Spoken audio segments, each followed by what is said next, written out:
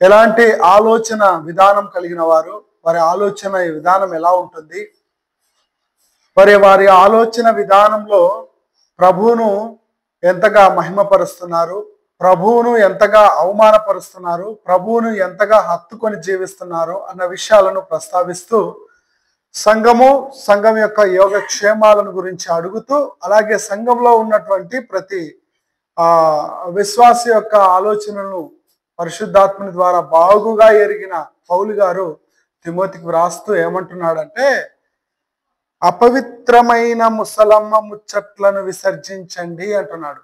అపవిత్రమైన ముసలమ్మ ముచ్చట్లు అంటే పవిత్రము అనేది ఎంత మాత్రము ఉండదు. ముసలమ్మ ముచ్చట్లు అంటే ముసలమ్మ ముచ్చట్లు అని ఎందుకు అంటున్నాడు అంటే, వయసులో ఉన్నంత వరకు వాళ్ళు ఏం చేశారంటే ఎంతో కష్టపడినారు. పగలనక రాత్రనక ఎండనక వాననక ఎంతో కష్టపడి వారి ఒక కుటుంబంగా తీర్చిదిద్ది తమ పిల్లలను తమ పిల్లలను మరి పెంచి పోషించి వారిని ఒక ప్రయోజకులుగా ముసలి వారు మరి ఏర్పాటు చేసిన తర్వాత ముసలి వాళ్ళందరూ ఒక చోట చేరుకొని వాళ్ళు మాట్లాడుకుంటారు. ఎందుకు మాట్లాడుకుంటారు అంటే, ఇంతవరకు మేము చేసినాము, మాకు ఇంకా పని ఏం లేదు, పని అంతా అయిపోయింది, ఇంకా మేము మాట్లాడుకునేది ఏదైనా ఉంది అంటే, మీ యొక్క యోగక్షేమం ఎట్లుంది, మా యొక్క యోగక్షేమం ఎట్లుంది, మీ ఇంట్లో పిల్లలు ఎట్లున్నారు, మా ఇంట్లో పిల్లలు ఎట్లున్నారు, మీరు ఎట్లా మేము ఎట్లా అని వాళ్ళు మాట్లాడుకుంటున్నారు. కానీ ఆ మాటలు అవి తెగేటివి కాదనమాట. అంటే ఇంతటితో ఇంకా స్టాప్ అయ్యేటివి కాదు. అవి మాట్లాడుకుంటూ వెళ్తే ఇంక ఎంతవరకైనా మాట్లాడుకుంటూ వెళ్ళేందుకు వీలవుతుంది. ఎందుకంటే వారికి ఏం పని ఏమి ఉండదు. ఆల్రెడీ పనులు అన్ని అయిపోగొట్టుకున్నారు. వాళ్ళు ఒక స్టేజ్కి వచ్చినారు. ఇంకా దేనికి వచ్చినారు? ఇంకా నా బాధ్యత అంతా పూర్తి చేసేసినాను, నేను చేయవలసిన పని అంతా చేసేసినాను, తర్వాత నా తదనంతరం నా పిల్లలు బాగుగా బ్రతకాలి, నా పిల్లలు బాగుగా బ్రతకాలి అనే ఆలోచనలో వారు ఉండి వారేదో కాలక్షేపం కొరకు మాట్లాడుతుంటే, అలాంటి కాలక్షేపంతో మాట్లాడుతున్న వారి మాటలను పోలుస్తూ ఏమని మోలుస్తున్నాడంటే, అపవిత్రమైన ముసలమ్మ ముచ్చట్లను విసర్జించాలి అంటున్నాడు. అంటే పవిత్రమైన ముసలమ్మ ముచ్చట్లు ఉంటాయా అంటే, అపవిత్రమైన ముసలమ్మ ముచ్చట్లు పవిత్రమైన మాటలతో పోల్చుకుంటే, పవిత్రమైన మాటలతో పరిశుద్ధులు కలిసి కూడుకునే మాటలతో పోల్చుకుంటే అపవిత్రములైన ముసలమ్మ ముచ్చట్లు చాలా డేంజర్ అని దాని అర్థం. అంటే అక్కడ ప్రభు పనిని గురించి విచారిస్తూ, ప్రభు పనిని ఎలా జరిగించాలి, ప్రభు దగ్గరికి పిల్లల్ని ఎలా మార్చాలి, లేదా వారిని ఎలా దేవుని సన్నిధికి నడిపించాలి, వారికి దేవునిని ఎలా మాదిరికరంగా వాళ్ళకు మనం నేర్చుకొని ఎదుటి వారికి నేర్పించాలి అనుకుంటే అక్కడ ప్రాబ్లం ఏమి ఉండదు, కానీ పవిత్రత ఉంటుంది. కానీ అపవిత్రమైన మాటలతో కూడినటువంటి ముచ్చట్లు మనం పెట్టుకుని కాలయాపన చేస్తే అది ప్రయోజనకరమైనదిగా ఉండదు. దానిని మీరు విసర్జించాలి. విసర్జించి ఇంకేమంటున్నాడంటే, దేవభక్తి విషయంలో నీకు నీవే సాధకము చేసుకొనుము అంటున్నాడు. సాధకం అంటే ఏంటమ్మా? సాధకం దేవభక్తి విషయంలో నీకు నువ్వే సాధకం చేసుకొనుము. దేవభక్తి విషయంలో నీకు నీవే సాధకం చేసుకొనుము. సాధకము అంటే దేవభక్తి అంటే దేవుని కొరకు బ్రతికేటువంటి భక్తి. ఓకే, దేవుని కొరకు మనము ఏం చేస్తున్నాం, ఏం మాట్లాడుతున్నాం, ఏం ఆలోచన చేస్తున్నాం, ఎలా బ్రతుకుతున్నాం, ఎలా జీవించాలి అని దేవుడు ఏవైతే మనకు నేర్పించాడో ఆ దేవుని విషయంలో కూడిన భక్తి మనం బాగానే కలిగి ఉన్నాం. అయితే దేవభక్తి విషయంలో నీకు నీవే సాధకం చేసుకోను అంటే, ఇంతకు సాధకం అంటే ఏంటి? సాధకం అంటే ప్రాక్టీస్ అంటే సాధకమా? సాధకం అంటే ప్రాక్టీస్ అంటే సాధకం, అంతేనా? ఇంతకు సాధకం అంటే ఏంటి? సాధకం అంటే ఏంటంటే, మన భాషలో మనకు అర్థం కావడం కోసం ప్రతిరోజు మనము పనులకు మాటిస్తుంటాం. మాటిచ్చేటప్పుడు ఇంతకు మునుపు అయితే, ఇప్పుడైతే బండ్లు ఆటోలు పెట్టి బండ్లు పెడతారా, ఆటోలు పెడతారా లేదంటే మమ్మల్ని ఎట్లా తీసుకుపోతారా ఆటికి పని కాటికి ఎట్లా తీసుకుపోతారా అని అడిగి మనం అవసరమైతే ఆటో పెట్టించుకొని ఆటికి పోయి డైరెక్ట్ దిగి ఆడ పని చేస్తున్నాం. కానీ ఇంతకు మునుపు అయితే ఏం జరిగేదంటే 1 కిలోమీటర్ కానీ 2 కిలోమీటర్లు కానీ పోతే బండి, ఎద్దుల బండి, లేదు అంటే నడిచిపోవడమే. ఉదయాన్నే లేచిపోవాల్సిందే, మళ్ళీ సాయంత్రం పని అయిపోయిన తర్వాత మళ్ళీ గబగబా ఇంటికి రావాల్సిందే. అలా ప్రతిరోజు మనము పనికి ఉదయాన్నే వెళ్ళడం సాయంత్రం రావడం, ఉదయాన్నే వెళ్ళడం సాయంత్రం రావడం, ఎండకంత పని చేయడం అనేది బాగా జరుగుతుంది. ఇది ప్రతిరోజు చేస్తున్నటువంటి పని. ఉదాహరణకి ఒక సమస్య వచ్చి మనం 1 నెలనో 2 నెలలో 3 నెలలో పోలేదు, పనికి అనేది పోలేదు, మరలా 2-3 నెలల తర్వాతనో 6 నెలల తర్వాతనో మరలా పనికి పోవాలి అంటే అంతకు ముందు పనికి రోజు చేస్తున్నప్పుడు ఉన్నటువంటి ఆరోగ్యము 3 నెలలో 6 నెలలో గ్యాప్ తీసుకొని మరలా మనం ప్రారంభించినాము అంటే ఎలా ఉంటుంది? అది మళ్ళా కొత్తగా ఉంటుంది. మన రామక్క చెప్తుంది నొప్పులు ఉంటాయి అంటుంది. అంటే నొప్పులు ఉండడం ఎందుకు ఉంటున్నాయి? నొప్పులు ప్రతిరోజు చేస్తున్నప్పుడు లేని నొప్పులు 3 నెలలు 6 నెలలు గ్యాప్ ఇచ్చిన తర్వాత మరలా పని చేయడానికి వెళ్తే కూర్చోబుద్ధి కాదు, పొంగబుద్ధి కాదు, పెరకబుద్ధి కాదు. అలాగే ఎండ పెడుతుంటే ఎండ అనిపిస్తుంది, వాన పెడుతుంటే వాన అనిపిస్తుంది, గాలి పెడుతుంటే గాలి అనిపిస్తుంది. నడసబుద్ధి కాదు, పోబుద్ధి కాదు. కొన్ని రోజులు 1 వారం వరకు అట్లా అనిపిస్తుంది. తర్వాత వారం తర్వాత మళ్ళీ మామూలుగా దారిలో పడిపోతాం. అంటే ప్రతిరోజు సాధకం చేసుకుంటూ వెళ్తే అది ఎంత కష్టమైన పని అయినా ఈజీగా అనిపిస్తుంది మనకు. ఇప్పుడు పనికి అసలే పోనోళ్ళు, పని అసలే చేయనోళ్ళు, కొత్తగా పెళ్ళైన కోడన్లు, కొత్తగా వచ్చినటువంటి కోడన్లను పనికి అత్తగారితో పాటు తీసుకొని వెళ్తే వాళ్ళు కష్టపడతారా, చాలా హ్యాపీగా వస్తారా? అంటే వాళ్ళు హ్యాపీగా ఎప్పుడు వస్తారంటే ఆల్రెడీ పుట్టింట్లో అలాంటి పనే చేసి వచ్చిన వాళ్ళు అయితే హ్యాపీగా వెళ్తారు అత్తగారితో పాటు. కానీ అంతవరకు ఏం పని చేయకుండా, అసలు పని అంటే ఏదో తెలియకుండా వచ్చిన వాళ్ళు అత్తగారితో పాటు భర్తతో పాటు మరి ఊరి వారితో పాటు వెళ్ళాలి అంటే వాళ్ళకి కష్టం. అది కష్టమైన పని. వీళ్ళకి ఎందుకు ఈజీ అయ్యింది, ఈమెకు కొత్తగా వచ్చిన కోడలికి ఎందుకు కష్టం అనిపించింది చెప్పాలి. ఆ పాయింట్ చెప్తే నేను ముందుకు వెళ్ళిపోతా. Very good. వీరికి ఎందుకు కష్టం అనిపిస్తుంది కోడళ్ళకు, అత్తగాళ్ళకి ఎందుకు ఈజీ అనిపిస్తుంది? పొద్దున్నే 4 గంటలకు లేస్తుంది అత్త, కానీ కోడలు వచ్చేసరికి 6కు లేద్దామా, 6:30కు లేద్దామా, 7కు లేద్దామా అని ఆలోచన. వీళ్ళు రోజు 4 గంటలకు ఎందుకు ఈజీగా లేగలుగుతున్నారు? వీళ్ళు ఎందుకు రోజు 6 గంటలకైనా 6 గంటలైనా పొద్దు పొడిచినా కూడా ఎందుకు లేయడానికి ఇష్టపడట్లేదు అంటే వీళ్ళకి ఎందుకు చేత కావట్లేదు, వీళ్ళకి ఎందుకు చేతనవుతుంది అంటే దాని వెనక కారణం ఏంటి, దాని వెనక ఏముంది అంటే వీళ్ళు ప్రతిరోజు సాధకం చేసినారు. మీరు ప్రతిరోజు చేసిన పనినే చేసినారు, చిన్నప్పటి నుంచి చేసినారు. నడిచేది అలవాటు చేసుకున్నారు, వచ్చేది అలవాటు చేసుకున్నారు, ఎండకు ఉండేది అలవాటు చేసుకున్నారు, నీడకు ఉండేది అలవాటు చేసుకున్నారు, వానకు ఉండేది అలవాటు చేసుకున్నారు, పరిగెత్తేది అలవాటు చేసుకున్నారు. ఎలాంటి పరిస్థితి వచ్చినా కూడా వాటిని తట్టుకునే సామర్థ్యము వీళ్ళకి వచ్చేసింది. వీళ్ళకి కొత్త గుండెలకు ఏమైపోయింది, వీళ్ళకి లేదు, ఆ సాధకం లేదు, ఆ ప్రాక్టీస్ అనేది లేదు. కాబట్టి ఏం చేస్తారు, వీళ్ళతో సరి సమానంగా 4 గంటలకు లేయాలన్నా కష్టమే, 6 గంటలకు లేయాలన్నా కూడా చాలా కష్టపడి లేస్తుంటారు.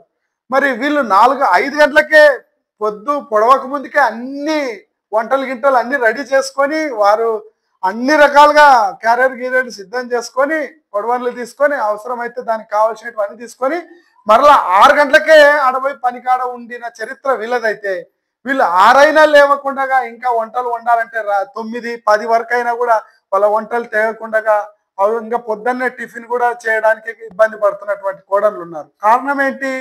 వీళ్ళని తప్పు పట్టడంలో, వీళ్ళని గ్రేట్ అనడంలే. వీళ్ళు ప్రాక్టీస్ చేసినారు, వీళ్ళు ప్రాక్టీస్ చేయట్లేదు.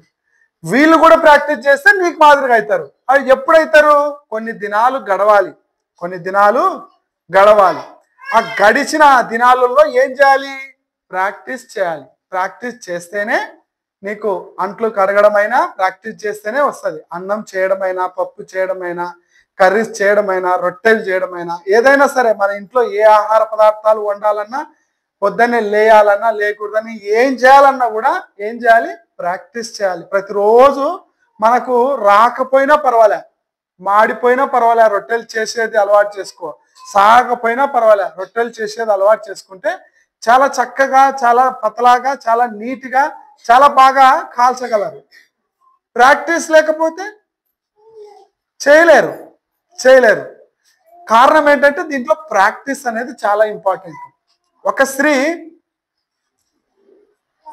స్త్రీ లేదా ఒక పురుషుడు చదువుకొని నీడకు మాత్రమే ఉండిన వ్యక్తి ఎండకు పని చేయాలంటే చాలా కష్టం అవుతుంది. ఎంతవరకు ఉన్న డబ్బులు తక్కువైనా పర్వాలేదు, నీడ పనికే వెళ్తాను, నేను ఎండ పనికి వెళ్ళను అని అంటున్నాడు. కారణం ఏంటంటే వీళ్ళు ఎండలో పుట్టి ఎండలో పెరిగిన వాళ్ళు వీళ్ళైపోయి, వీళ్ళు నీడలో పుట్టి నీడలో పెరిగినారు కాబట్టి ఎండకు నీడకు అనేది మ్యాచ్ కావడం లేదు. వీళ్ళు కంప్యూటర్ మీద ఎంతసేపు అయినా కూర్చోగలరు, మళ్ళీ వీళ్ళ పని వాళ్ళు చేయలేరు, వాళ్ళ పని వీళ్ళు చేయలేరు. వీళ్ళది వాళ్ళకి కష్టము, వాళ్ళది వీళ్ళకి కష్టం. మరి ఎప్పుడు ఈజీ అవుతుందంటే వీళ్ళ పని వీళ్ళతో పాటు కొన్ని రోజులు ట్రావెల్ చేస్తే వాళ్ళ పని వీళ్ళకి అర్థం అబ్బుతుంది, వాళ్ళ పని వీళ్ళకి అబ్బుతుంది. అలా మనము ఇలా ఆలోచన చేసుకుంటూ వెళ్తే దైవభక్తి విషయంలో నీకు నీవే సాధకం చేసుకొనుము అంటే ఉదయాన్నే లేచి ప్రార్థన చేసుకోవడం ఒక రోజు మర్చిపోతాం, 2 రోజులు మర్చిపోతాం, 3 రోజులు మర్చిపోతాం, 4 రోజులు మర్చిపోతాం. 5వ రోజైనా జ్ఞాపకం చేసుకొని చేయాలి. మళ్ళీ 6వ రోజు మర్చిపోతాం, 7వ రోజు మళ్ళీ 8వ రోజైనా జ్ఞాపకం చేయాలి. ఇలా ఒక రోజు మర్చిపోయినా, ఒక రోజు గుర్తున్నా, ఒక రోజు మర్చిపోయినా, ఇలా ప్రతిరోజు చెయ్యాలి అన్న సాధకం నీలో ఉంటే, చేయాలి అన్న తపన నీలో ఉంటే, దేవుని విషయం, దైవభక్తి విషయంలో నాకు నేనే జాగ్రత్తగా ఉండాలి అనే విషయం మనలో ఉంటే మనం ఏం చేస్తామంటే ప్రతిరోజు దేవుని విషయమే, దేవునితో సహవాసం కలిగి ఉంటే ఒక రోజుకు అసలు సిసలైన దేవుని బిడ్డలుగా మనం తయారవుతాం. కానీ ఉదయాన్నే లేచి ప్రార్థన చేసుకోవడము కష్టమవుతుంది, అబద్ధాలు ఆడకుండా ఉండడం కష్టమవుతుంది, మరి చెడు చూపు చూడకుండా ఉండడం కష్టమవుతుంది, చెడు మాటలు మాట్లాడకుండా ఉండడం కష్టమవుతుంది, పని చేయడానికి ఇబ్బందిగా అవుతుంది. అంటే మనం చూసే చూపులోను, మాట్లాడే మాటలోను, వినే వినికిల్లోను, ప్రవర్తించే ప్రవర్తనలోను, మన శరీరం, కాళ్ళు చేతులు, మన శరీర విషయంలో మనకు మనమే సాధకం చేసుకోవడం లేదు. అందుకే ఏమంటున్నాడంటే దేన్ని సాధకం చేసుకుంటున్నాం? ఎవరితోనైనా కూర్చొని వ్యవహారం చేయడం విషయంలో ఎవరేం ప్రాక్టీస్ చేయాల్సిన అవసరం లేదు. ఎంతసేపు అయినా మనము వ్యవహారం చేయడం కానీ, ముసలమ్మ ముచ్చట్లు పెట్టడానికి ఎంతసేపు అయినా ఇంట్లో ఏవైనా ఆహార పదార్థాలు పొయ్యి మీద పెట్టి అవి మాడి మసి అయిపోయినా కూడా దానిని పట్టించుకోరు. కానీ ఇక్కడ వీళ్ళతో కలిసి కూర్చొని మాట్లాడే విషయంలో చాలా జాగ్రత్తగా, ఆసక్తితో ప్రాక్టీస్ చేస్తుంటారు. అంటే దీనికి ఇచ్చినంత ప్రిఫరెన్స్ ఆ వంట పైన కాన్సన్ట్రేషన్ పెడితే అది చాలా బాగుంటుంది. కానీ దీంతో పోల్చుకుంటే ఏమవుతుంది? దీన్ని చేసినంత ప్రాక్టీస్ దీన్ని చేయడం లేదు. అదే లోపం. ఇక్కడ కూడా దేవుడు ఏమంటున్నాడంటే పౌలు గారు తిమోతికి రాస్తూ అపవిత్రమైన ముసట్లని విసర్జించే ప్రాక్టీస్ చేయాలి. అంటే దాన్ని విడిచిపెట్టాలి అనేది మన మనసులో ఉండాలి, అప్పుడు విడిచిపెడతాం. లేదు, విడిచిపెట్టాలి అనేది మన మనసులో లేదనుకోండి, దాంతోనే మనం ప్రయాణం చేస్తాం, దాన్నే కొనసాగిస్తాం. మరి ఇది నా చేత కావట్లేదు, ఇది నేను విడిచిపెట్టలేకపోతున్నాను, దీన్ని నేను మానుకోలేకపోతున్నాను అంటున్నాడు. ఒక సిగరెట్ తాగే వ్యక్తి కానీ, ఒక మందు తాగే వ్యక్తి కానీ, ఒక వ్యభిచారం చేసే వ్యక్తి కానీ, ఒక మోహపు చూపు చూసే వ్యక్తి కానీ, ఒక నరహత్య చేసే వ్యక్తి కానీ, ఒక దొంగతనం చేసే వ్యక్తి కానీ, నేను దీంట్లో నుంచి దీన్ని విసర్జించలేకపోతున్నాను, దీన్ని విడిచిపెట్టలేకపోతున్నాను అంటే కారణం ఏంటంటే విడిచిపెట్టాలి అన్న మనసు నీలో ఉండి విడిచిపెట్టాలని రోజు కొద్ది కొద్దిగా సాధకం చేసుకుంటూ వెళ్తే నీవు అసలు సిసలైన భక్తి పరుడు అవుతావు. కానీ విడిచిపెట్టకూడదు అనేది నీ మనసులో లేనప్పుడు నువ్వు ఎన్ని సంవత్సరాలు చనిపోయినా కూడా దాన్ని విడిచిపెట్టలేదు. చనిపోయినా చింత లేదు, చనిపోయినా బాధ లేదు, నేను మాత్రం దీన్ని విడిచిపెట్టలేను అన్నంత స్థితికి మనుషులు దిగజారిపోతున్నారు. అందుకే సాధకం చేయడం అన్నది చాలా చాలా చాలా చాలా ఇంపార్టెంట్. ఏ విషయంలో? మనకు మనమే దైవభక్తి విషయంలో మనకు మనమే సాధకం చేసుకోవాలి. దేవుని అందరి భయభక్తులు కలిగి ఉండాలి అని దేవుడు చెప్తే మనం దేవుని అందరి భయభక్తులు కలిగి ఉంటున్నామా అంటే అస్సలు కలిగి ఉండడానికి ఇష్టపడట్లేదు. ఫ్రెండ్స్తో కలిసి ఉండడానికే ఇష్టపడుతున్నాం, దేవునితో కలిసి ఉండడానికి ఇష్టపడట్లేదు, దేవునికి భయపడడానికి మనం అస్సలు ఇష్టపడట్లేదు. అందుకే ఇక్కడ తిమోతి గారు రాస్తూ పౌలు గారు రాస్తూ కింది వచనంలో కూడా ఇంకో మాట అంటున్నాడు చూడండి. కింది వచనంలో ఏమంటున్నాడు? 8వ వచనం, శరీర సంబంధమైన సాధకము. సాధకం అంటే ఏమని చెప్పినాను? ప్రాక్టీస్. అంటే శరీర సంబంధం. శరీరం వేరు, ఆత్మ వేరు. ఆత్మలమైన మనము ఈ శరీరంలో కొంతకాలము నివాసం చేస్తున్నాం. అంటే ఇది మన ఇల్లు. అర్థమవుతుందమ్మా? పౌలు అనే నేను ఈ శరీరం, ఈ కనబడే ఈ శరీరంలో నేను కొంతకాలం నివాసం ఉంటున్నాను అంతే. ఈ శరీరం వేరు, నేను వేరు. నేను ఈ శరీరం బాగున్నంత వరకు ఈ శరీరంలో నేను నివాసం చేస్తాను. ఈ శరీరం బాగలేదు, నాకు సహకరించలేదంటే ఈ శరీరంలో నుంచి నేను బయటకు వెళ్లాల్సిందే. దేవుని దగ్గర కన్నా వెళ్ళాలి, వెళ్తే అపవాది దగ్గర కన్నా, నరకానికన్నా, సాతాన్ దగ్గర కన్నా వెళ్ళాలి. దేవుని దగ్గర కన్నా వెళ్ళాలి, సాతాన్ దగ్గర కన్నా వెళ్ళాలి. రెండో చెట్లకే వెళ్ళాలి. ఆత్మ మాత్రమే నిత్యము నివసించేది. శరీరం మాత్రం కొంతకాలమే ఉంటది. ఈ శరీరం ఎంతకాలం ఉంటది? ఈ శరీరంలో ఆత్మలమైన మనం ఎంతకాలం నివాసం చేస్తాం ఈ భూమి పైన? మహా అయితే 60 సంవత్సరాలు, 70 సంవత్సరాలు, అధిక బలం ఉంటే 80 సంవత్సరాలు. ఇంకా అంతగా బలం ఉందంటే ఇంకా 100 ఏళ్ళు. ఇంకా 100 కంటే 200 ఏళ్ళు నేను బ్రతుకుతాను. ఈ శరీరంలోనే నేను ఆత్మనైనా నేను 200 ఏళ్ళు బ్రతుకుతాననే గ్యారంటీ ఈ భూమి మీద ఏ మనిషికి లేదు.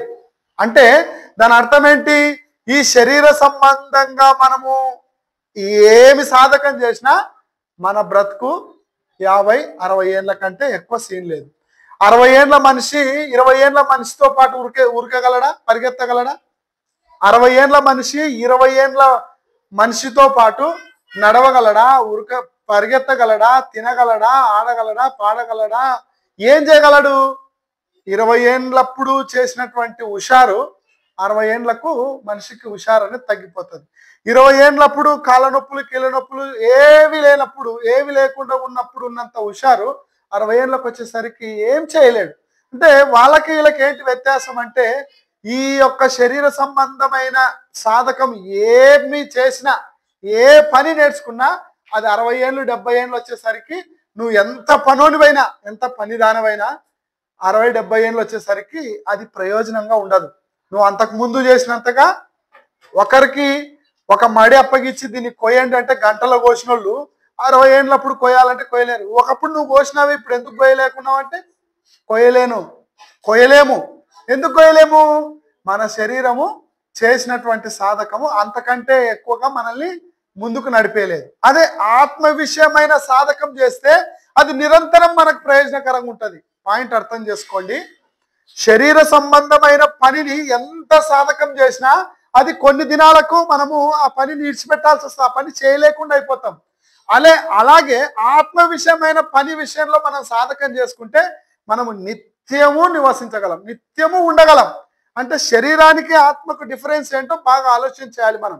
శరీరానికి సంబంధించిన సాధకం మనం ఎంత సాధకం చేసినా 60 ఏళ్ళు వచ్చేసరికి నువ్వు పనికి రావని గవర్నమెంట్ ఏం చేస్తుంది? రిటైర్మెంట్ ప్రకటించి కొంత డబ్బులు ఇచ్చి ఇంటికి పంపిస్తుంది. ఇంకా నువ్వు మాకు పనికి రావుపో, ఇంకా నువ్వు చేసిన పని చాలు, ఇంకా నీ 60 ఏళ్ళ తర్వాత నేను ఏదైనా పని చేస్తాను మహాప్రభు అన్నా కూడా నువ్వు మాకొద్దు. మేము యవ్వనంలో ఉన్నటువంటి వారిని, వయసు తక్కువ ఉన్నటువంటి వారిని మేము తీసుకుంటాం పని చేసుకోవడానికి. నువ్వు 60 ఏళ్ళు దాటింది, ఇంకా నువ్వు పనికిరావు అని ఇంటికి పంపించినట్టుగానే, రిటైర్మెంట్ ఇచ్చినట్టుగానే మన శరీర విషయంలో మనం ఏదైతే సాధకం చేస్తామో ఆ సాధకం అనేది కొన్ని దినాల వరకే మనకు ప్రయోజనకరంగా ఉంటుంది, నిత్యము మనకు ప్రయోజనకరంగా ఉండదు. మరి కొన్ని దినాలకు విడిచిపెట్టేటువంటి వాటి విషయమై మనం ఎక్కువ సాధకం చేస్తున్నాం. నిత్యము ఉండేటువంటి వాటి విషయం సాధకం చేయట్లేదు. అంటే ఆత్మ విషయమైన సాధకం మనం చేయట్లేదు, శరీర విషయం గురించిన సాధకమే ఎక్కువ చేస్తున్నాం. చూడండి, శరీర సంబంధమైన సాధకము కొంచెం మట్టుకే ప్రయోజనకరం అవును కానీ దైవభక్తి ఇప్పటి జీవము విషయంలోను రాబోవు జీవం విషయంలోను వాగ్దానంతో కూడినందున అది అన్ని విషయంలో ప్రయోజనకరం అవును. చూడండి ఎంత గొప్ప మాట దేవుడు రాయించాడో చూడండి.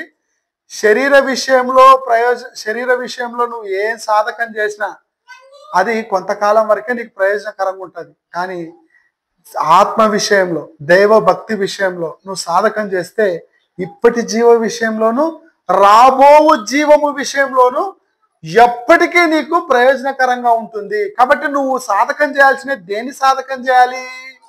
ఈ లోక సంబంధమైన తాత్కాలికమైన 60-70 ఏండ్ల సుఖం కోసము నువ్వు ఏదైనా పని, శరీర విషయమైన పని ఏదైనా నువ్వు సాధకం చేస్తే అది నీకు నిత్యము ప్రయోజనకరంగా ఉండదు.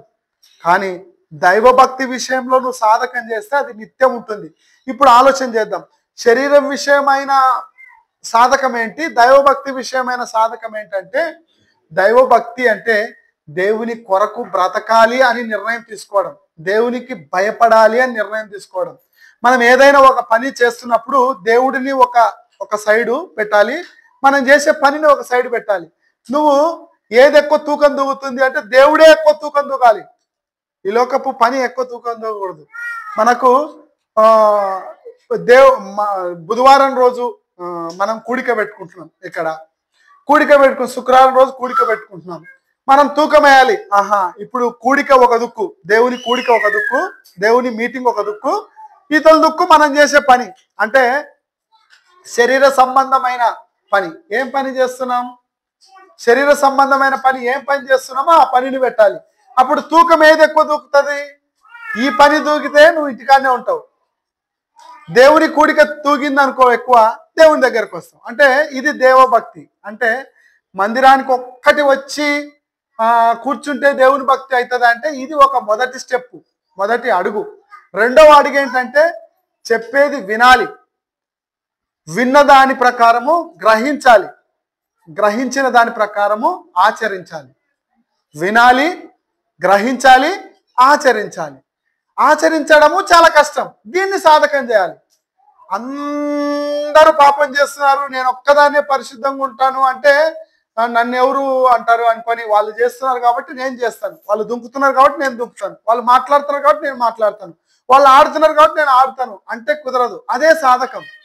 దేవుని గురించిన భక్తి ఏం నేర్పిస్తుంది అంటే, దేవుడు ఏం నేర్పిస్తున్నాడు అంటే చెడు చూడకుండా ఉండేది నేర్చుకోమంటున్నాడు. అది సాధకం చేయాలి. చెడు కనపడుతుంది అంటే దాన్ని ఎంత తొందరగా దానికి దూరం కావాలనో దూరం చేసే దానికోసం ప్రాక్టీస్ చేయాలి. అలాగే చెడు మాట్లాడకుండా ఉండేది, చెడు ఆలోచన చేయకుండా ఉండేది, చెడు ప్రవర్తించకుండా ఉండేది, చెడు ఆలోచన, చెడు నడక, చెడు మాట, చెడు వినికిడి, చెడు బ్రతుకు అన్నది దేవునికి నిన్ను నన్ను దూరం చేస్తుంది. పాపం అనేది దేవునికి నిన్ను నన్ను దూరం చేస్తుంది. అంటే మరి వీటన్నిటిని విడిచిపెట్టాలి అన్నప్పుడు మరి దేన్ని హత్తుకోవాలి అంటే ప్రేమ, సంతోషము, సమాధానము, దీర్ఘశాంతము, దయాలత్వము, మంచితనము, విశ్వాసము, సాత్వికము, ఆశానిగ్రహం. ఇలాంటివన్నీ ఆత్మను గురించిన ఫలము అనేది ఫలించే వారంగా ఉండాలి. ప్రేమ, ఎదుటి వారిని ప్రేమించే విషయంలో నువ్వు తారతమ్యం చూపకూడదు. నీ బిడ్డను ఒక రీతిగా, వేరే వాళ్ళ బిడ్డను ఒక రీతిగా, నీ వాళ్ళకు ఒక రీతిగా, వేరే వాళ్ళని ఒక రీతిగా, ఇలాంటి ప్రేమ చూపకూడదు. సంతోషంగా ఉండే విషయంలో, సమాధానంగా ఉండే విషయంలో, దీర్ఘశాంతంగా ఉండే విషయంలో మనము ఎలాంటి తారతమ్యం చూపకూడదు. ఒకరిని ఒక రీతిగా చూడకూడదు. మరి మొన్నటి దినమున, బుధవారం దినమున మరి అయ్యన్న గారి ఇంటి దగ్గర ఒక వాక్యం మనం విన్నాం. వచ్చిన వారు ఎవరెవరు వచ్చినారో దేని గురించి విన్నాం చెప్పండి? సాధకం చేసిన వాళ్ళు అయితే ఆ వాక్యం విని మళ్ళా జ్ఞాపకం చేసుకున్న వాళ్ళు అయితే ఇప్పుడు చెప్తారు. ఆ వాక్యం విని జ్ఞాపకం చేసుకోకుండా ఆ రోజుటికే తిన్న కాటికి, ఆ ఇంటి కాటికి వచ్చిన కాటికి, వాళ్ళని పలకరించిన కాటికే ఉన్నాం అనుకో, అది మర్చిపోతాం. అది మర్చిపోతున్నాము అంటే మనం సాధకం చేయలేదని దాని అర్థం. సాధకం చేసినాం, దాన్ని మరలా గుర్తు చేసుకున్నాము, ఇది వాక్య ప్రకారం గ్రహించిన వాళ్ళము అయితే దాన్ని ఆచరించాలి అన్న ఆలోచన మనలో ఉంటే ఇప్పుడు గుర్తుంటుంది. మరి ఏం గుర్తుంది చెప్పండి? ఏమైనా గుర్తుందా? దేని గురించి అయినా కనీసం ఒక్క పదమైనా చెప్పండి. ఒక దాని గురించి మీరు మాట్లాడినారు.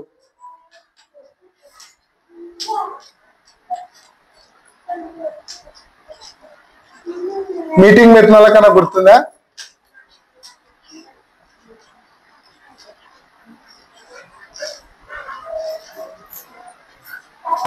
ఎవరికి గుర్తులేదా?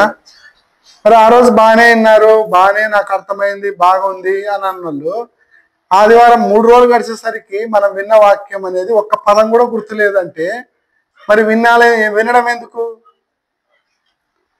గ్రహించలేనప్పుడు, ఆచరించలేనప్పుడు వినడం ఎందుకు అంటే మనం ఏం చేస్తున్నామంటే ప్రాక్టీస్ అనేది చేయడం లేదు, సాధకం అనేది చేయడం లేదు.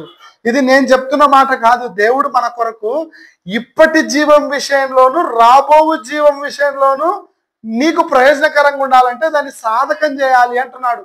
దేని విషయంలో? దైవభక్తి విషయంలో సాధకం చేయాలి. ఎదుటి వారి క్షేమం కొరకు చింతించే వాడి కంటే గొప్పవాడు ఈ భూమి మీద ఇంకొకడు లేడు అని నేర్చుకున్నాం ఆ రోజు. ఎదుటి వారి క్షేమాన్ని మనం కోరుకోవాలి. ఎదుటి వారి క్షేమాన్ని మనం కోరుకోవాలి.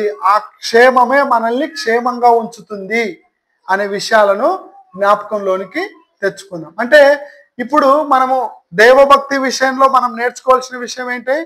ఎదుటి వారి క్షేమాన్ని కోరుకోవడం కూడా దేవభక్తే. మరి ఎదుటివారి క్షేమం కోరడం అంటే ఇప్పుడు నీళ్లు కొన్నే ఉన్నాయి నీ దగ్గర, ఇక్కడ నీ కొడుకున్నాడు, ఇక్కడ వేరే పిల్లలు ఉన్నారు, అందరు నీళ్ళని వచ్చినారు, నీళ్ళని తాగనీక నీ దగ్గరకు వచ్చినారు. నీ దగ్గర ఉండేవి కొన్నే, ఒకరికే సరిపోతాయి. నువ్వు ఎవరికి ఇస్తావు నీళ్ళు ఇవ్వాలని? ఎవరికి ఇస్తాము? ఎవరైతే నా అనుకున్నారో వాళ్ళకే ఫస్ట్ ఇవ్వాలని అనుకుంటాం. ఎవరైతే మన కాదని అనుకున్నారో వాళ్ళకి. అంటే క్షేమము మన పిల్లలే ఉండాలి, నా వాళ్ళే ఉండాలని అనుకుంటామే కానీ ఎదుటోళ్ళు క్షేమంగా ఉండాలని మనం అనుకో. మరి దేవుడు ఏమంటున్నాడు? ఎదుటి వారి క్షేమం విషయమై చింతించాలి అంటున్నాడు. అంటే నీకు నువ్వు బ్రతకడం కాదు, ఎదుటివారు బ్రతకాలి. నీకు నువ్వు బాగుండడం కాదు, ఎదుటివారు బాగుండాలని కోరుకోవడమే అసలైన భక్తి అంటున్నాడు. అందుకేమంటున్నాడు? బైబిల్ అంత సారాంశం ఏంటి అంటే దేవుణ్ణి ఆత్మతో సత్యంతో ఆరాధించడం ఒకటైతే, రెండవది నిన్ను వలె నీ పొరుగువాన్ని ప్రేమించడమే రెండవది. అంటే ఇంకా దీంట్లో సారమంతా ఏం ఎత్తుకులన్నా ఎదుటి వ్యక్తి కోసము ఎదుటి వ్యక్తిని ప్రేమించలేని భక్తి అసలు భక్తే కాదని దాని అర్థం. యేసు ప్రభు చేసిన కార్యం ఏంటి? గొప్ప కార్యం ఏంటి? ఎదుటి వ్యక్తి మనకు ఆయనకి ఎలాంటి బంధం లేకపోయినప్పటికీ మనల్ని ప్రేమించి ఆయన ప్రాణం పెట్టేంతగా తను తగ్గించుకున్నాడు. అంటే ఇంకా అంతకన్నా ప్రేమ ఈ భూమి పైన ఇంకెవరు చూపరు. ఎందుకంటే ఎవరో ఒక వ్యక్తి వచ్చి మన ఇంట్లో వాళ్ళకంటే ఎక్కువ ప్రేమను మన పట్ల చూపుతున్నాడు అంటే అతను చూపుతున్న భక్తి గొప్పది అని దాని అర్థం. మనం కూడా మన ఇంటి వాళ్ళు, మన వాళ్ళ క్షేమము, మన వాళ్ళ సుఖము, మన వాళ్ళ దాని గురించి, మన గురించి, నా గురించి, మన అనుకున్న వాళ్ళ గురించి చూపించేటువంటి క్షేమం కంటే ఎదుటి వాళ్ళ క్షేమాన్ని కోరుకోవడం కంటే మించిన భక్తి పరులు భూమి మీద ఇంకెవరు లేరు అని ఆ ఫిలిప్పీలకు రాసిన పత్రిక 2వ అధ్యాయం 20వ వచనంలో పౌలు గారు చెప్తున్నాడు. అంటే ఇక్కడ ఎవరు లేరు అంటున్నాడు ఆయన. ఒకటే మాట, ఎదుటి వారి క్షేమం గురించి చింతించేవాడు నా దగ్గర ఎవరు లేరు అంటున్నాడు. అంటే దాని అర్థం ఏంది? ఎదుటి వారి క్షేమం గురించి కూడా మనం చింతించాలి అన్న బాధపడుతూ గత 2-3 ఏళ్ల నుంచి ప్రకటన చేస్తున్నాడు. మనము ఒక్కరమే పరలోకానికి పోవడం కంటే మన పిల్లలు కూడా పరలోకానికి పోవాలి. మనం పోతూ పోతూ మన పిల్లల్ని ఇక్కడే వదిలిపెట్టిపోతే, మన భార్యను వదిలిపెట్టిపోతే, మన భర్తను వదిలిపెట్టిపోతే, మన పిల్లల్ని వదిలిపెట్టిపోతే ఆ బాధను నేను చూడలేకపోతున్నాను, నేను భరించలేకపోతున్నాను, ఆ బాధ నాకు ఎక్కువ ఉంది అంటున్నాడు. అంటే ఎదుటి వారి క్షేమం విషయమైన ఆలోచన, ఆత్మ విషయమైన ఆలోచన మనకు ఎక్కువగా ఉండాలి. పొద్దున అంకుల్ చెప్పినాడు, అయ్యన్న అంకుల్ ఏం చెప్పినాడు? దుర్మార్గుడు తన దుర్మార్గతను బట్టి మరణిస్తే వానికి దేవుడు శిక్ష విధిస్తాడు. కానీ మనం చెప్పడం వలన దుర్మార్గుడు తన దుర్మార్గతను విడిచిపెట్టి దేవుణ్ణి అత్తుకుంటే అది మనకు దేవుడు ప్రయోజనకరంగా, నిన్ను ఆ దుర్మార్గుని విషయమై నేను ప్రశ్నించను అంటున్నాడు. అంతేనా? దుర్మార్గుడు తన దుర్మార్గతను బట్టి మరణిస్తే నీవు క్షేమంగా ఉంటావు. దుర్మార్గుడు తన దుర్మార్గతను బట్టి మరణిస్తే నిన్ను నేను లెక్క అడుగుతాను. ఎందుకు మరణించినాడు? నీ పక్కనున్న దుర్మార్గుడు అట్లే చనిపోయినాడు, నువ్వేం చేయలేదు వాని కోసం, కాబట్టి నేను నిన్ను లెక్క అడుగుతాను. దుర్మార్గుడు ఒకవేళ తన దుర్మార్గతను బట్టి మరణించకుండా పరిశుద్ధతను బట్టి మరణించేటట్టుగా మనం చేస్తే నిన్ను నేను బ్రతికిస్తాను అంటున్నాడు. అంటే ఒక దుర్మార్గుణ్ణి ఒక పరిశుద్ధుని పక్కన పక్కన ఎందుకు పెట్టినాడంటే, పరిశుద్ధునికి అప్పగించబడిన పని ఏంటి? దుర్మార్గంలో నడుస్తున్నటువంటి, చెడు మార్గంలో నడుస్తున్నటువంటి వారిని మంచి మార్గంలో ప్రయాణం చేయించే బాధ్యత మన మీద పెట్టాడు దేవుడు. అంటే నేను అలాంటి మాటలు ఏం చెప్పను, నేను బ్రతకను వాళ్ళని బ్రతకనియను అనుకునేటువంటి శాడిజానికి మనం వెళ్ళకూడదు. మనం బ్రతకాలి, ఎదుటోళ్ళు బ్రతకాలని దేవుడు కోరుకుంటున్నాడు. చూడండి, అలాగే ఇదే పౌలు గారు హెబ్రీలకు రాసిన పత్రికలో ఒక మాట చెప్తున్నాడు. చూడండి, 15వ వచనంలో కూడా ఒక మాట ఉంటుంది. నీ అభివృద్ధి అందరికీ తేటగా కనబడు నిమిత్తము వీటిని మనస్కరించుము, వీటి అందే సాధకముంచుము. ఈ 4:15వ వచనంలో తిమోతికి రాసిన మొదటి పత్రిక 4:15వ వచనంలో నీ అభివృద్ధి అందరికి తేటగా కనబడు నిమిత్తము వీటిని మనస్కరించుము అంటే ఈ మనస్సులో ఉంచుకో. నువ్వు దేని విషయంలో అయితే అభివృద్ధి చెందుతున్నావు అంటే పాపం విషయం అభివృద్ధి కాదు, ఆత్మ విషయమైన అభివృద్ధి, శరీర విషయమైన అభివృద్ధి నీకు అభివృద్ధి కాదు. నువ్వు ఈ లోక సంబంధంగా ఒక కలెక్టర్గా, ఒక ఎమ్మెల్యేగా, ఒక ఎంపీగా, ఒక ముఖ్యమంత్రిగా, ఒక ప్రధానమంత్రిగా నువ్వు 60-70 ఏళ్ళ కంటే ఎక్కువ చేయలేవు. నీ చేత కాదు. 100 ఏళ్ళు చేస్తాను, నేను 200 ఏళ్ళు చేస్తానంటే నువ్వు చేస్తానని అనుకున్నా నీ శరీరము నిన్ను అంతవరకు ఉంచుకోదు. ఆ శరీరం నిన్ను విడిచిపెడుతుంది. శరీరంలో నుంచి నువ్వు బయటకు వెళ్ళిపోవాల్సిందే. అంటే ఆయన ఏం ప్రాక్టీస్ చేసినాడు? నేను ఒక ఎమ్మెల్యేగాను, ఒక ఎంపీగా, ఒక ముఖ్యమంత్రిగా కావాలని ఆయన పాదయాత్రలు చేసి వాళ్ళు ఒక పొజిషన్కి వెళ్ళడానికి రోజు ప్రాక్టీస్ చేసినారు. అది కొంతకాలమే వాళ్ళకు. కానీ నిత్యము జీవితకాలం ఉండేది ఏదైతే ఉందో దాన్ని ప్రాక్టీస్ చేయమంటున్నాడు, దాన్ని సాధకం చేయమంటున్నాడు భక్తుడు. అందుకే ఈ లోకపు ఎంత అధికారులైనా సరే, ఒక కలెక్టర్ అయినా సరే, ఇంకా అంతకన్నా పై పోస్టులు ఏదైనా ఉన్నా దాన్ని అయినా సరే, నువ్వు ఈ లోకంలో అది నీకు కొంతకాలమే నీకు ఫుడ్ పెడుతుందేమో, కానీ జీవితకాలం నీకు అది ఫుడ్ పెట్టదు. కాబట్టి దాని విషయమైన ఆసక్తి కంటే, దాని విషయమైన సాధకం కంటే ఆత్మ విషయమైన సాధకం, నీ ఆత్మ నరకానికి పోకుండా ఉండడానికి ఏం సాధకం చేయగలుగుతావు ఆ సాధకము నిత్యము చెయ్యి. నీకు ఎంత శాతనైతే అంత చెయ్యి. అయితే అదే నిన్ను నిత్యం నిలబెడుతుంది అంటున్నాడు. హెబ్రీలకు రాసిన పత్రిక 5వ అధ్యాయం 14 వచనం కూడా ఒక మాట ఉంటుంది. చూడండి, 5:14.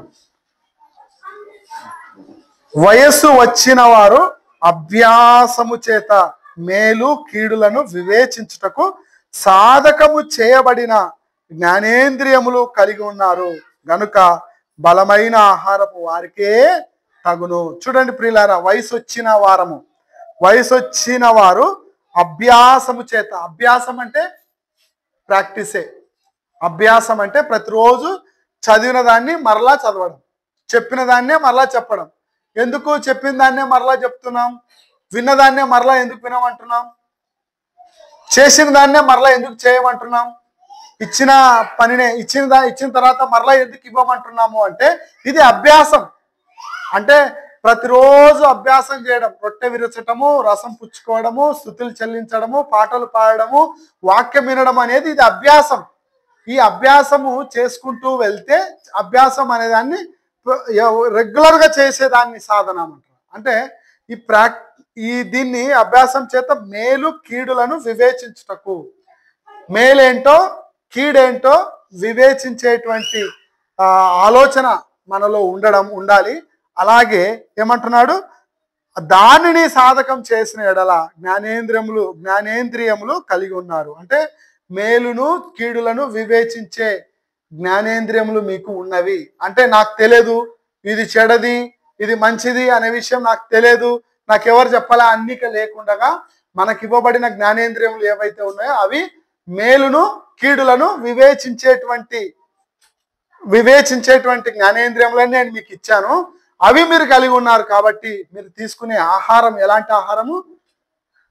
ఉపదేశము వినేటువంటి ఆహారం కాదు, ఉపదేశాన్ని బోధించేటువంటి ఆహారాన్ని మీరు తినండి అంటూ పౌలు గారు ఇక్కడ మాట్లాడుతున్నాడు ప్రియులారా. కాబట్టి చివరిగా పేతురు రాసిన 2వ పత్రిక 2వ అధ్యాయం 14 వచనం చూసుకొని ముగించుకుందాం. పేతురు రాసిన 2వ పత్రిక 2వ అధ్యాయము 14 వచనం. వ్యభిచారిని చూచి ఆశించుచు పాపము మానలేని కన్నులు గలవారును అస్థిరులైన వారి మనసులను మరలు కోల్పుచు లోభిత్వమందు సాధకము చేయబడిన హృదయములు గలవారును శాపగ్రస్తులనై ఉండి. చూడండి ప్రియులారా, ఇక్కడ పేతురు గారు కూడా ఒక కఠినమైన పదాన్ని వాడుతున్నాడు. వ్యభిచారిని చూచి ఆశించుచు పాపము మానలేని కన్నులు. అంటే వ్యభిచారం చేసేవారు నీకు కనపడినారు, ఆమె నిన్ను పిలుస్తుంది అంటే నేను ఆమె నీకెలా చూస్తుందంటే చూడకుండగా ఆపుకునేటువంటి కన్నులు నీలో ఉండాలి అంటున్నాడు. కానీ ఆశించుచు మానలేని కన్నులు గలవారు అంటే నేను కావాలి ఆయన దొరకాలి ఆమె దొరకాలి అని అనుకుంటున్నారే కానీ ఆయన చూస్తున్నాడు నేను చూడకూడదు, ఆమె చూస్తుంది నేను చూడకూడదు. నేను కన్నులను మూసుకునేటువంటి వారంగా ఉండాలి కానీ కన్నులు తెరుచుకొని ఆశించుచు వారిని కావాలా, పాపం కావాలా. మందు తాగేవారు మనకు కనపడుతున్నారు, మందు స్వభావం నీకుంది. చెడు స్నేహితులు నీకు కనపడుతున్నారు, చెడు స్నేహం చేయాలని నీకుంది. కానీ వాటి నుంచి వేరైపోయేటువంటి మనసు నీలో ఉండాలి అంటున్నాడే కానీ వాళ్ళు ఉన్నారు కాబట్టి నేను కూడా వాళ్ళతో పాటు పోతాను, వాళ్ళు పిలుస్తున్నారు కాబట్టి నేను పోతాను, వాళ్ళు చూస్తున్నారు కాబట్టి నేను చూస్తాను, వాళ్ళు తిడుతున్నారు కాబట్టి నేను తిడతాను, వాళ్ళు కొడుతున్నారు కాబట్టి నేను కొడతాను, వాళ్ళకు మాదిరిగా నేను చేస్తాను అంటే అది నువ్వు సాధకం చేసినట్టు కాదు. వాటికి వేరుగా నువ్వు సాధకం చేయాలి అంటున్నాడు. అంటే నీ ఇరుగు పొరుగు వారు ఎదుటోళ్ళని క్షేమాన్ని చూడరు, ఎదుటోళ్ళని ప్రేమించరు, ఎదుటోళ్లకు ఇవ్వరు. మనం ఏం చేయాలి? వాళ్ళకు భిన్నంగా ప్రవర్తించాలి. అంటే వాళ్ళకు వ్యతిరేకంగా. వాళ్ళు చేయకున్నారని నేను చేయను, వాళ్ళు తిడుతున్నారని నేను తిడతాను అంటే కాదు. వాళ్ళు తిట్టినా తిట్టకుండా ఉండాలి, వాళ్ళు కొట్టినా కొట్టకుండా ఉండాలి, వాళ్ళు ఉమ్ము వేసినా ఉమ్ము వేయకుండా, వాళ్ళు ఓర్స లేకుండా మనం ఓర్సాలి. వాళ్ళు ఉపకారం చేసి వాళ్ళు కీడు చేసినా మనం ఉపకారమే చేయాలి. అది మనకు దేవుడు నేర్పిస్తున్న పాఠం. దీన్ని మనం సాధకం చేయాలి అంటూ మత్తయి సువార్తలో ఒక మాట అంటాడు, మీరు లోకమునైనను లోకంలోనే ఉన్న వాటిని ఆశించకండి, మొదటగా ఆయన రాజ్యాన్ని ఆయన నీతిని వెతకండి, అవన్నీ మీకు దొరుకుతాయి అంటున్నాడు. ఈ లోక సంబంధమైన వాటి విషయమై నువ్వు ఎలాంటి ఆలోచన కలిగి ఉండమంటున్నాడు, ఎలాంటివి కలిగి ఉండమంటున్నాడు? ఈ లోక సంబంధమైన వాటి విషయమైన మనసు పెట్టడం కంటే ఆత్మ విషయమైన వాటి విషయమై మనసు ఉంచండి. అలాగే ఆయన నీతిని ఆయన రాజ్యాన్ని మీరు మొదట వెతికితే అవన్నీ మీకు ఆయన అనుగ్రహిస్తాడు. కాబట్టి మీరు ఈ లోక సంబంధమైన సాధకము చేయడం కంటే ఆత్మ సంబంధమైన సాధకం, దేవభక్తిని గురించిన సాధకం, దేవుని యందలి భయభక్తులు కలిగి ఉండేటువంటి సాధకం మనం చేస్తేనే దేవుడు నిన్ను నన్ను తన రాజ్యానికి హక్కుదారులుగా చేసుకుంటాడు, తనకు వారసులుగా చేసుకుంటాడు, తన బిడ్డలుగా చేర్చుకొని భక్తి జీవితాన్ని మనకు అనుగ్రహిస్తాడు. మరి మందరం అలా ఉండాలని, మరి ఆత్మ విషయమైన సాధకం ఇంకా ఒకవేళ ఎవరైనా సాధకం చేయకుండా ఈ లోక సంబంధమైన సాధకమే తాత్కాలికమైన సాధకము, ఈ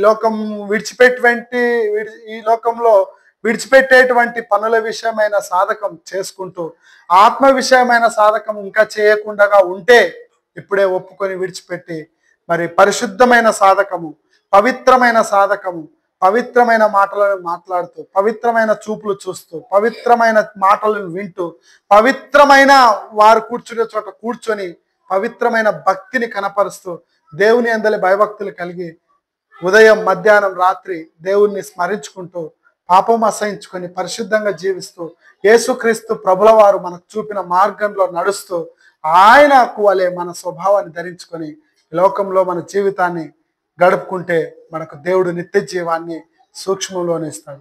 ఆ జీవితాన్ని మనం కోల్పోకూడదు అంటే అలాంటి భక్తితో మనం ముందుకు సాగుదుము గాక. దేవుడు మనందరి వెనుకల్లో తన వాక్యాన్ని మన కొరకు ఆశీర్వదించి దీవించి ఇచ్చును గాక.